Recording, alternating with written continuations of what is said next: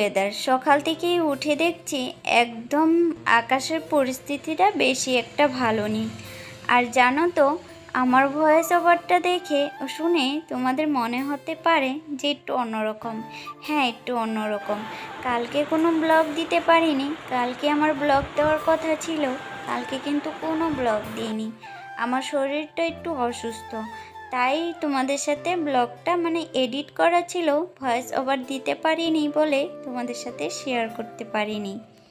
ঘুম থেকে উঠে একদম বাইরের থেকে ফ্রেশ হয়ে ঘরে আসলাম, এসেই তোমাদের সাথে ব্লগটা শুরু করে দিলাম। তো যাই হোক, কথা হবে অনেক। তো তোমাদের সাথে আগে ইন্ট্রোটা দেওয়া হয়নি। Hello everyone, good morning, welcome to back to my channel Mamoni's blog. আশা করি তোমরা খুব ভালো আছো, সুস্থ আছো। আমিও মোটামুটি ভালো আছি, বলবো না, একটু অসুস্থ আছি, সেটা তোমাদের পরের ব্লগে জানাবো সব কিছু। তো গিয়েছিলাম জানো তো, ওই রেডি হয়েই চলে গিয়েছিলাম বাজারে। সংসারে কিন্তু কোনো কাজই করিনি, খালি বিছানাটা একটু গুছিয়ে চলে গিয়েছিলাম বাজারে।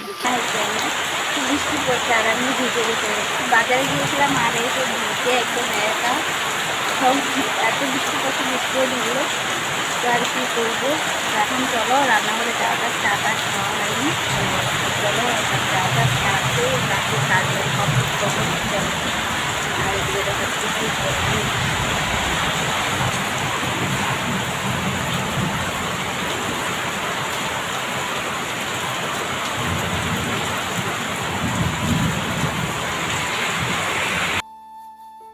ওই বাজারে গিয়েছিলাম, বাজার থেকে আস্তে আস্তে যখন অর্ধেক রাস্তায় এসেছি তখনই দেখি বৃষ্টি পড়া শুরু হয়ে গেছে। তো এত স্পিডে এসেছি বাড়িতে, তো তবু জানো তো অল্প ভিজে গেছি। তো যাই হোক, সংসারের কোনো কাজেই যেহেতু আমি বাড়ির থেকে শেষ করে যাইনি, তো সেগুলো তো এখন বৃষ্টি পড়ুক আর যাই পড়ুক না কেন, সেগুলো তো এখন সকাল সকাল কমপ্লিট করতে হবে। তাই ঘরেই আজকে থালা বাসনগুলো মাজবো, যেগুলো কালকে রাত্রে থালা বাসন ছিল সেগুলো কিন্তু ঘরে মেজে নিব। তাই আর কি, জল আনা ছিল না, যেহেতু আমার ঘরে এখনও জলের কালেকশন করা নেই, তো তার জন্য বালতি করে জল নিয়ে আসতে হয়। আর যদি আমি বাইরে বসে মাজি তাহলে তো ওই যে ভিজে যাব। আর তার মধ্যে জানোই তো, ওই আমার ছোট ছেলে এখনও ছোট, তাই আমার যদি একটু কিছু হয় তার জন্য ওরও কিছু হয়ে যাবে। এমনিতে ওর সর্দি লেগেই আছে, জ্বরও হয়ে আছে। তো এখন আমি আর কিছু রিস্ক নিচ্ছি না। আর জানো তো, ওই ছাতা মাথাতে দিয়ে কিন্তু কাজ করা যায় না। একবার বলেছিলাম যে আমাদের কলের পাড়টা একটু চাল দিয়ে দিলে ভালো হতো। একবার ভাবলাম এখন চাল দিলে ওই এত যেহেতু বৃষ্টি হবে, বর্ষাকাল, আর এমনিতে যখন কাজকর্ম হবে কলের পাড়, শ্যাওলাটা মনে হয় বেশিই পড়বে। তার জন্য আর কলের পাড়ে ওই চালটা দেওয়া হচ্ছে না। তো এর জন্য ফাঁকাই রেখে দেওয়া হয়েছে। তো জানি না কবে যে পরিস্থিতি ঠিক হবে, আস্তে আস্তে হবে সবই, কিন্তু একটু সময় লাগবে। যেহেতু আমরা মধ্যবিত্ত ফ্যামিলি, তার জন্য একটা কিছু করতে গেলে অনেক কিছু ভাবনা চিন্তে করেই কিন্তু এগোতে হয়। সব দিকটা ম্যানেজ করেই কিন্তু আমাদের সংসারটা চালাতে হয়। তো যাই হোক, অনেক কথা তোমাদের সাথে কথা বলতে বলতে দেখো আমার থালা বাসনও মাজা কমপ্লিট। আর এখন এই যে গ্যাস ওভেন টোভেন সবগুলোই মুছে নিয়েছি। আর বাইরে যেহেতু ওয়েদার খুবই খারাপ, মনে হচ্ছে লাইটের আলোটা খুবই কম আর আপ ডাউন করছে, মাঝে মাঝে কারেন্ট চলে যাচ্ছে। তোমরা তো সবাই জানো, আমি অনেক আগের ব্লগেও বলেছিলাম যে আমাদের গ্রামের পরিস্থিতিটা কি। ওই একটু হালকা পাতলা বৃষ্টি হোক বা আর নাই বা হোক, তাতেই কিন্তু কারেন্টের সমস্যা। তো যাই হোক, ছেলে বায়না করছিল যে ওকে নাকি একটু গুলা রুটি করে দিতে। ওরও জানো তো খুব প্রচুর পরিমাণে জ্বর, সর্দি কাশি, হঠাৎ করে দুই ছেলেরই সর্দি কাশি হয়েছে। তো বড় ছেলে বলছে আমাকে একটু গুলা রুটি করে দাও তো তেল দিয়ে। তো তার জন্য এই যে আমি একটু আটা বেশি করে টেলে নিয়েছি। এখন দেখো আমি ওই আটার মধ্যে একটু চিনি, একটু লবণ দিয়ে আমি এখন একটু ওর জন্য গুলা রুটি করবো ভাবছি। ওর জন্য করলে আর কি দুটো করে করতে হবে। তো ভাবলাম আমার জন্য একটু করে নিই, তো দুটো দুটো চারটা, কিন্তু আমি তো আটা বেশি মেখে ফেলেছি। তো যাই হোক, আর কিছু করার নেই, সবগুলোই বানিয়ে নিব এক এক করে। জানো তো, ওই চিনি আর লবণ দিয়ে তারপর হালকা একটু সাদা তেল দিয়ে যদি তুমি ওই গুলা রুটিটা ভাজো, খেতে কিন্তু বেশ ভালো লাগে। তোমরাও কিন্তু এভাবে একবার ট্রাই করে দেখতে পারো, বেশ ভালো লাগে খেতে। আমার তো খুবই ভালো লাগে। তো আমি আগে খেতাম, কিন্তু ছেলে খেত না। তো দুদিন খেয়ে ছেলে তো একদম প্রেমে পড়ে গেছে, ওর নাকি খুব ভালো লাগে। আর এমনিতে নর্মাল করে যদি গোলা রুটি করি, সেটা কিন্তু ও খেতে চায় না। তো তেল দিয়ে করে দিলে ও আবার খেতে ভালোবাসে, তাই তেল দিয়েই করে দিচ্ছি। এক এক করে দেখো আমি গোলা রুটিগুলো ভেজে নিচ্ছি। আর ওইদিকে কিন্তু আমার চাটাও বসিয়ে দিয়েছিলাম, সেটাও কিন্তু হয়ে গেছে। ওই সকালের জলখাবারটা বানিয়ে তারপরে ওই ছোট ছেলের খাবারটা বানিয়ে খাইয়ে, আর জানো তো ওই দুই ছেলেরই শরীর খারাপ। এতটা নিজেরও মানে কি বলবো, সব দিক দিয়ে মানে পরিস্থিতিটা এতটা খারাপ হয়ে যাচ্ছে, দিন যাচ্ছে, আমি নিজেও জানি না। আর সামনেই যেহেতু পুজো চলে আসছে, কাজের চাপও কিন্তু প্রচুর পরিমাণে। আমারও এদিক দিয়ে শরীরটা মনে হচ্ছে অসুস্থ হয়ে পড়বে ওই পুজোর আগেই। এত পরিমাণে খুব খারাপ অবস্থা যাচ্ছে কয়েকদিন ধরে। জানি না ডাক্তার দেখিয়ে রিপোর্টগুলো যে কী আসে, সেগুলো তোমাদের সাথে অবশ্যই শেয়ার করব। এখন আর আপাতত এই কদিন ধরে মানে একটু সমস্যার কারণে যেতে পারছি না। ওই দুই ছেলের শরীর খারাপ নিয়ে নিজেকে নিয়ে একদমই ভাবতে সময় পাচ্ছিলাম না। তো এইভাবেই ভুগতে আছি। তো ছেলে দুটো ভালো হলেই কিন্তু আমি ডাক্তারের কাছে যাব। তো গিয়ে কি হয় না হয় সবটাই তোমাদের সাথে শেয়ার করব। ওইদিকে জানো তো, ওই সকালের খাবার কমপ্লিট করে এখন ওই যে ওই বাড়ির থেকে, আমাদের পুরোনো বাড়ির থেকে আমার কাকা শ্বশুর ওই মুখী কচু করেছিল, সেখান থেকে অনেক কয়েকটাই মুখী কচু পাঠিয়ে দিয়েছিল আমাদের জন্য। আর আমি বলেছিলাম লাগবে না, তারপরও পাঠিয়ে দিয়েছে। আমি ভাবলাম তাহলে কি করব, নষ্ট করে তো লাভ নেই, তো রান্না করা যাক।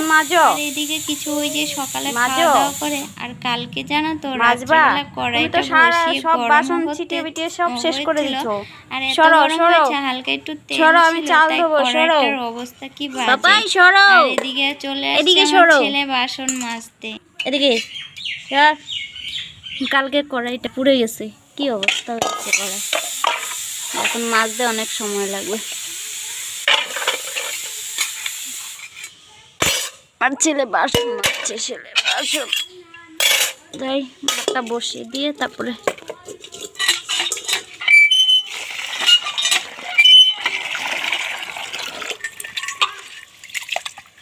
তুমি ওয়াও, এত কাম করলে কি করে হবে বলো তো দেখি।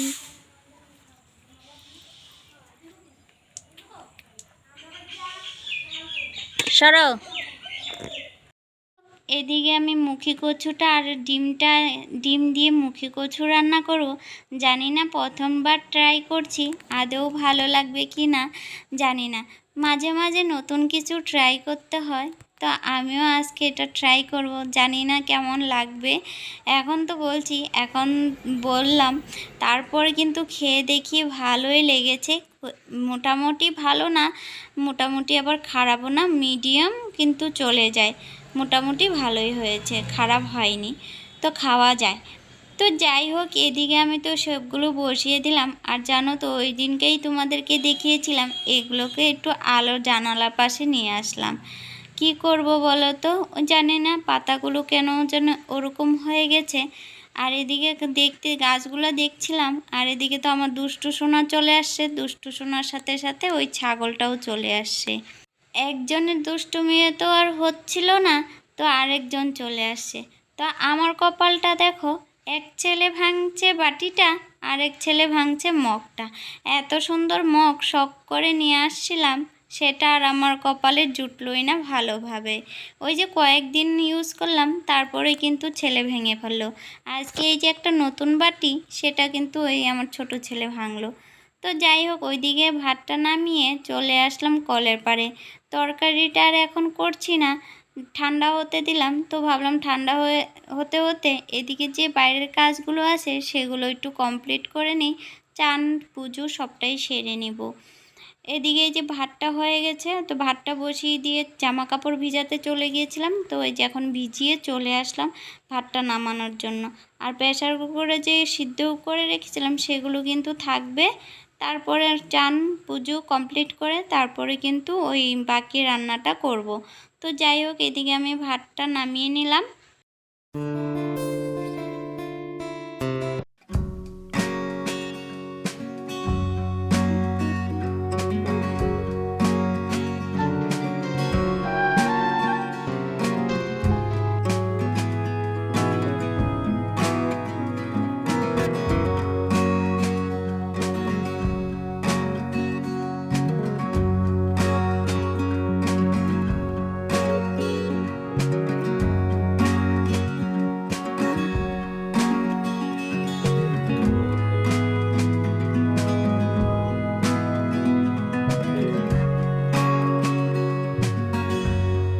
এদিকে থালা বাসন মাজছিলাম, আর এদিকে আমার ছেলে এসে, জানো তো ওর ঠান্ডা লেগেছে। তারপরেও দেখো মানে কি করব, আর কিছু করার নেই। কাজ করতে গেলে এরকম দুষ্টুমি তো প্রচুর পরিমাণে সহ্য করতে হয়। তার মধ্যে কাজের যে কত পরিমাণে দেরি হয় সেটা তোমাদেরকে আর কি বলবো। এত ঠান্ডা লেগেছে, তো তার মধ্যে জ্বর, তার মধ্যে দেখো তো জল নিয়ে খেলা করছে। এদিকে আমার জামা কাপড় যেগুলো ভিজিয়ে রেখেছি সেগুলো দেখো বালতির থেকে সব ফেলে দিয়েছে। মানে একটা কাজ আমার 2-3 বার করতে হয়। আর ঘরে জানো তো 1 বালতি জল ফেলে দিয়েছে, সেটাও আবার পরিষ্কার করতে হবে জানো তো। এই অবস্থা। এখন দেখো জামা কাপড় কাচ্ছি, সেও জামা কাপড় কাচতে চলে আসছে। ও শাশুড়ি মাকে গিয়ে বকা দিয়ে আসলাম যে ওরটা যে শরীর খারাপ, আমি যে কাজ করছি তুমি কি একটু ওকে নিতে পারো না। সে বলে কিন্তু শাশুড়ি মাকে কথা শুনিয়ে আসলাম। পরে শুনিয়ে আসার পরেই কিন্তু শাশুড়ি মা এসে এই যে ওকে নিয়ে গেল। আমি জানি এটা বলা ভুল হয়েছে, ওনাকে আমি এত বড় করে না বললেও পারতাম, কিন্তু বাধ্য হয়ে বলেছি জানো তো। ওই শরীর খারাপ, তার মধ্যে কি করব বলো তো। ওই শরীর খারাপ হলে তার মধ্যে কিন্তু বেশিরভাগ ভোগান্তিটা কিন্তু ওই মাকেই ভুগতে হয়। তার জন্য আর এদিকে আমার কাজও শেষ করতে হয়, সময় মতো আবার পার্লারেও যেতে হবে। কি করব, আমার হাতে একদমই কিছু করার নাই। তারপরে কিন্তু আমি বাধ্য হয়ে ওভাবে কিন্তু ওনাকে বলে আসলাম। কিচ্ছু করার নেই জানো তো। এদিকে আমার জামা কাপড় কাচা কমপ্লিট, আর এখন এই যে দেখো মেলে দিচ্ছি। এই প্রতিদিনের এই একঘেয়েমি জামা কাপড় কাচা ধোয়া একদম বিরক্তকর লাগে মাঝে মাঝে জানো তো। আর সংসারের পাশাপাশি অন্যান্য যদি কাজে যুক্ত থাকো তাহলে তো বেশি পরিমাণে বিরক্ত লাগে।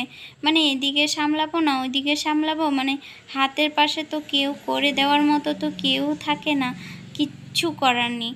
আর এদিকে দেখো কলের পাড়টা, এই যে কদিন ধরে বৃষ্টি হচ্ছিল তার মধ্যে পড়ে গেছে একটু হালকা শ্যাওলা।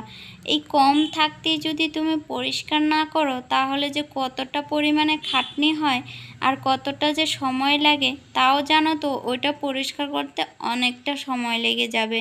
তোমাদের সাথে সম্পূর্ণটা শেয়ার করিনি, যেহেতু আমি করতে গেলে আমার ব্লগটাই মানে কলের পাড় পরিষ্কার করাটাই 1 ঘন্টা মানে সময় তোমাদের দিতে হবে। এতটা পরিমাণে জানো তো, আর অনেকটাই বড়। তোমরা তো অল্প জায়গায় দেখতে পারছো, এদিকে কিন্তু অনেকটা জায়গা জুড়েই কিন্তু আমাদের কলের পাড়টা। এখন কম থাকতে করে নিচ্ছি, তাহলে পরে আবার কষ্ট হবে না বেশি।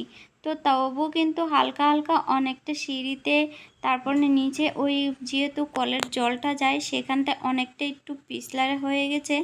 আর সেদিকে যাওয়া মানে রিস্ক, কখন যে পা পিছলে পড়ে যায় কে জানে। তো যাই হোক, যেহেতু বাচ্চা কাচ্চা আছে সেজন্য একটু পরিষ্কার পরিচ্ছন্নভাবে কিন্তু রাখতেই হয়, না হলে যে কোনো সময় কিন্তু একটা বিপত্তি হতে পারে, যেহেতু সব সময় চলাচল করতে থাকে ওই দিক দিয়ে। জামা কাপড় কেচে মেলে কলের পাড় ধুয়ে একদম এখন আমার চান করা কমপ্লিট। আর এখন আমি দিব ঠাকুর পুজো, তার জন্য নিয়ে মানে তুলে নিচ্ছি ফুল জানো তো। ওই যে এই কটা গাছই এখন বর্তমান বৃষ্টি, ওই জবা ফুলটাই প্রচুর পরিমাণে ফুটছে। আর এই বছর কিন্তু আমি 2 বছর ধরে কিন্তু ঠিকঠাক করে ফুল গাছ লাগাতে পারছি না এবং যত্ন করতে পারছি না। আমাদের বাড়িতে যেগুলো ফুল গাছ ছিল সেগুলো কিন্তু অযত্নে কিন্তু নষ্ট হয়ে গেছে। যারা যারা আমার আগের ব্লগ দেখোনি ওরা মানে দেখো তাহলে বুঝতে পারবে যে আমার বাড়িতে কত ফুল গাছ ছিল আর কত ভালো লাগতো। আমার ফুল গাছ কিন্তু খুব প্রচুর পরিমাণে পছন্দ।